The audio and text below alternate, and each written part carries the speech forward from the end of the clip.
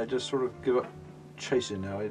I love painting, and the way things are going, painting actually is getting better and better for me. I've had a few exhibitions and sold one or two, so as I get older, it's something I want to do more of. Nigel's one of the very few fishermen left that can still make the old traditional crab withy pots. At one time, Cornwall was full of withy gardens, which were cut every year and made into crab pots. Such now is a rarity of this age-old craft that Nigel's often asked to give talks to different groups of people. You first of all put 11 bars in, just bind the mouth just as a basket, and put 3 more withies in beside the one that's already in.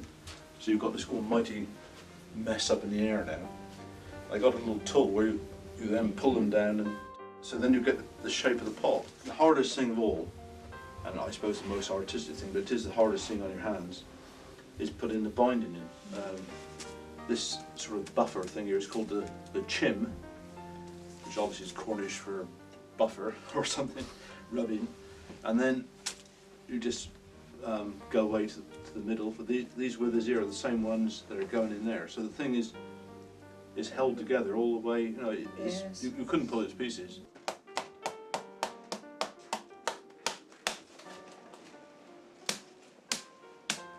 We've beaten into shape, Jed.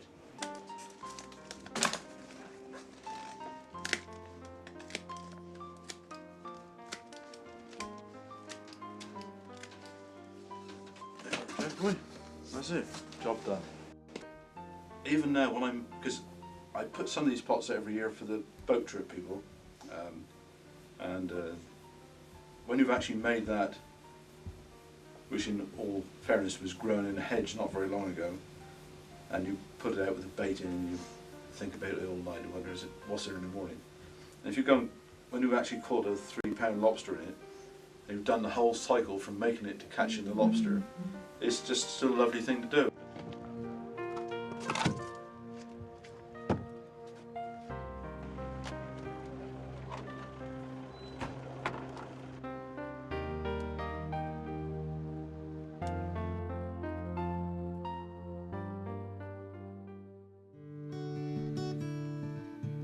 Fishing and lifeboats has always been part of Nigel's history. Since 1859, there has been a lifeboat at the Lizard, and one of Nigel's ancestors to crew it. Lizard people are very proud of their history connected to lifeboats, and so every year fundraising events are held. Even the old man, he was in a rowing lifeboat when he was a boy, when he was 14 or 15. But before then, obviously, the older family come from Cadgwith, and they was in Lizard Lifeboat and Cadgwith Lifeboat. I mean, mother's father, he was a mechanic on Lizard Lifeboat. So it's sort of deep in your veins. I was staying in grandmother's in Cadgwith years ago, and Cadgwith Lifeboat was launched one night to a ship called a Citrine, or City of Ghent, and the rockets went off and everything else, and I never heard nothing. And in the morning the lifeboat was on the beach. Beach was full of life jackets, and I'd missed a lot, and I was bloody hellish. I remember missing the whole lot, and they didn't tell me because I was sleeping. That's my first recollection of lifeboats. Because I was fishing with old man, mother had enough of fishing and the way that it was, and the income, and you know what you lived on and everything else, and lifeboats, and she'd seen old man go and wonder if he's ever coming back again. And he used to try to put me off going to sea in a lifeboat. My thing with him was, well, if I aren't good enough to go lifeboating, I shall pack up fishing. And next week I was in a lifeboat, basically. It's just as simple as that. You know? Although he had no problem with me going, he was just sort of trying to help mother out, really, and keeping me away from fishing and lifeboats. But I joined just before I was 16. I shouldn't have joined really, because I was too young. Well, we had a very sad night dinner one night. There was a Frenchman lost. We were sent out to look for him. We actually passed him. We saw a light, but they kept saying, no, he's in Port Leven, that isn't the light you're looking for. And we headed for Low Bar, and obviously we passed each other on the way. By the time we turned around and catching up, Although we didn't know at the time, he'd washed ashore in Lizard Rocks, and they found the chap dead next morning. The Lizard Lifeboat, crewed by many with the same surname for decades, has known its own tragedy. In 1866, during practice, the Anna Maria capsized with the loss of 3 of her crew, Peter Mitchell, Richard Harris and Nicholas Stevens. And yet still, unassuming men like Nigel are willing to risk their own lives around the notorious coast of the Lizard.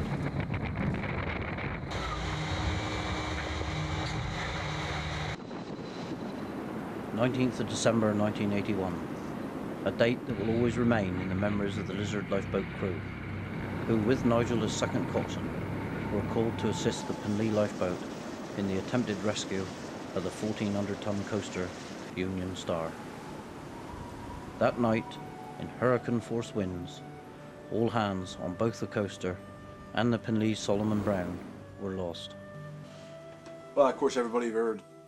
Well, it's history now. It's 20 years. 20 years have passed, and I've always said I'm never going to talk about what happened down in Penlee for 20 years. I'll leave 20 years pass.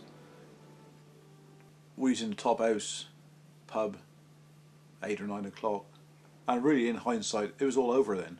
Although we didn't know, it was probably all over. And went home, which was next door in those days, and first I heard Mother was on the phone, midnight. You aren't to go, you aren't to go. And I said, well, go where, Mother? She said, the boat's wanted. I mean, because the old tradition is, it's never the lifeboat, it was always the boat. In all these villages, is a very old-fashioned saying, is the boat. The boat's wanted.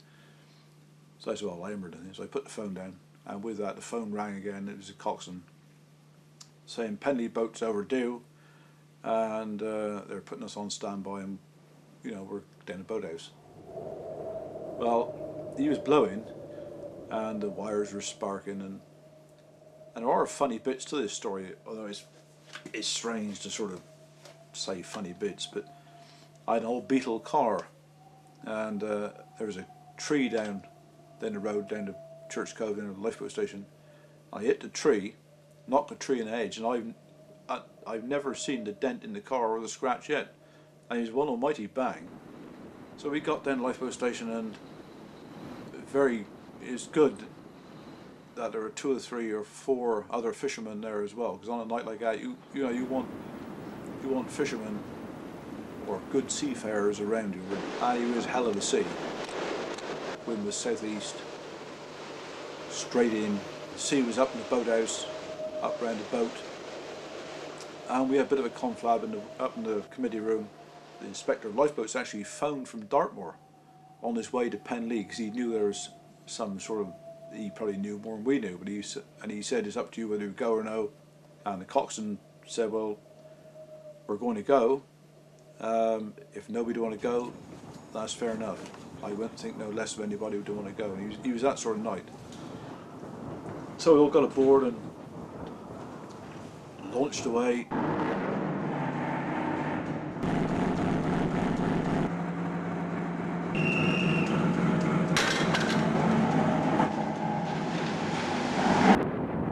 Hell of a sea.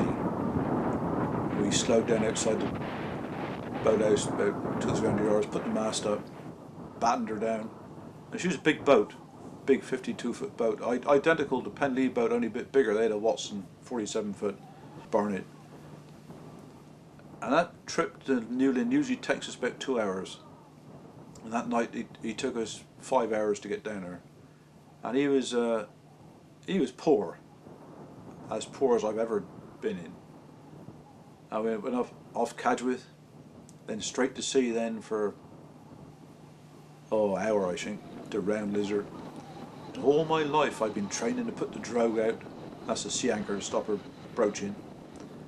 When we was rounding Lizard, we had a searchlight looking ahead of us to see what was coming. And in then, Pedro, Parry Jokes, he said, well, we'll put the searchlight out because we there are big waves and we don't want to see what's coming really. And she was going on and on and on. I always remember saying to myself, as long as they bloody Gardners keep going. I mean, you talk about Rolls Royce. I mean, Gardner diesel engines are the best, and As long as they keep going, we'd be right. And I got to say, they never faltered for the night, and didn't miss a beat. We were so stuck to where we were standing, hanging on, and she went to Mounts Bay as straight as a gun barrel. The waves were going through her, mast deep water, just thick water. Two of the crew were in the stern cockpit, and they were just like submerging like a submarine every time. They wouldn't get down below. Every time the wave would go over her, oh, they just drowned rats to us. And we were much better than the widows. Oh, we got halfway down Mounts Bay off a rill, somewhere deep off a rill, pretty shallow ground really. I said to coxswain Peter Pan, oh, there's a ship here, a light coming out. He said, well, I think that's probably the tug coming out of Mounts Bay. I said, well, he ain't no tug, he's too small for a tug. And we passed that ship 500 yards, and he was a little small coaster, and I still think today it was the Mark that was lost a few hours later with all hands off Lizard. And we passed her touching. Just horrendous weather and seas. And we sort of headed now for territory we didn't know very much. There's rocks down there called the Bucks, and one of the crew had been fishing down there. Pedro, he said the Bucks are down here somewhere. Well, we harded around to get the searchlight out, and I went forward, put my hand on the rails, and the rails wasn't there, they'd gone. Pedro and Ian Mitchell went down below and got the searchlight out, and I was up on the deck, and she took off, and she was airborne. And I put my arm around a stanchion and hung on so hard and just fell on top of them so they didn't go nowhere. My arm was actually black and blue the next day. Well, they weren't going nowhere. My arm was coming off, but they weren't going nowhere. And the water went over her mast height, and she was leaking like a basket. We didn't know at the time. But I got to say, the next boat we saw that night, had come from Scilly's, and she was Scilly's lifeboat, and she was one of these new Aran lifeboats in those days, plastic, very fast. That thing come from the Scilly's flat out. They weren't even wet. We was like drowned rats, and they boats have proved themselves since then, and I got a lot of admiration for them, and it was very, very nice to see Scilly's lifeboat that night. Sandy lifeboat was out as well, and she couldn't come around Land's End. Well, he's hardly surprising she come around Land's End, because she was a small boat, and he was American, and they just couldn't come around Land's End. He was just too poor for that. We was halfway across Mounts Bay, and we heard on the radio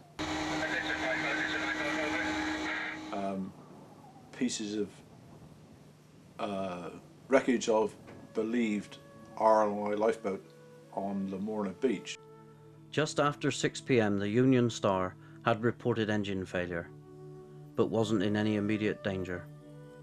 And yet by 9:30 p.m, it was all over. In heaving seas of 60-foot swell, a tug couldn't get close enough to attach a tow line, a helicopter couldn't lift off any of the casualties, and the Solomon Browne had sacrificed itself and her crew. The last message received from the lifeboat said she had rescued 4 men and women. 3 of the 8 on board the coaster were the captain's wife and her 2 daughters, aged 14 and 15. Well, we knew what was on then. And I suppose we kept going then for our mates, although I only knew 2 of them pretty well, Barry and Trevelyan. I knew they quite well. Barry looked after me aboard the trawler to Newlyn for 2-3 trips. Scilly's lifeboat stayed at sea. We went to Newlyn to get some dry clothes.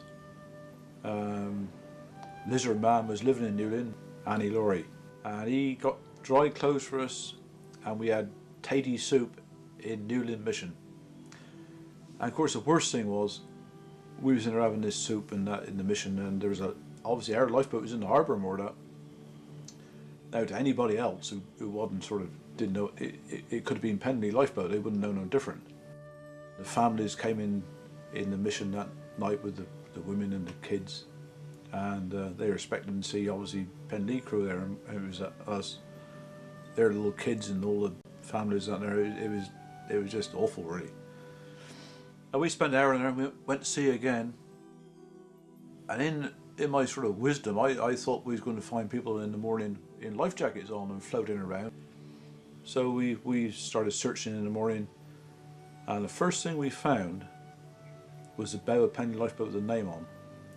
And although these boats are built to withstand all this weather, and it was just so flimsy and so, these two little thin planks stuck together, it was just so flimsy. I always remember picking up and bringing it aboard the boat and seeing the name there. Oh, I picked up bits and pieces, and then of course then the dreaded thing of the bodies. And we found a couple, but the Navy wouldn't let us pick them up. They actually told us that if we could just pinpoint them, the Sea King would drop a diver and the Wessex would come in behind and pick the diver and the body up. And I remember now eating a pot noodle, one of these things you pour boiling water on. Well, within 100 yards of the helicopter and the diver and the body going up, and still eating this dinner thing. And it's unbelievable, really. It's a job to believe you've ever actually been there and seen it. Come time to go home now, 4 or 5 o'clock in the afternoon, and we headed home, and nearly got home. I said to the coxswain, I can steer this bloody boat. He said, well, you're probably tired.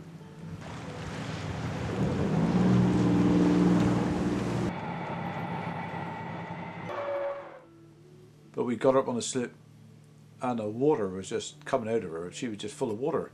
Now she obviously got heavy, and all the bilges were split. And she was put off service, which was a very good thing, really, because we had Christmas with no lifeboat, which to me was quite good. I went home, and Anne had the dinner in the oven, and obviously it'd been on the news all day. We missed all that, but it was just on the news continually. And you know, I'm the sort of hard case fisherman and been merchant navy and everything else and lifeboats and all that. Had dinner, got in the bath, and burst into tears in the bath. Now, I don't care who know it, and that's it. We done it and survived. We was lucky to survive. It could have been worse. I was there, and that's how I saw it that night. The thing that always stick in my mind, even now, and the Lizard Boathouse was exactly the same, in the same state as Penlee was. All that was in there is these pairs of shoes. But there was no bugger coming back for their pairs of shoes.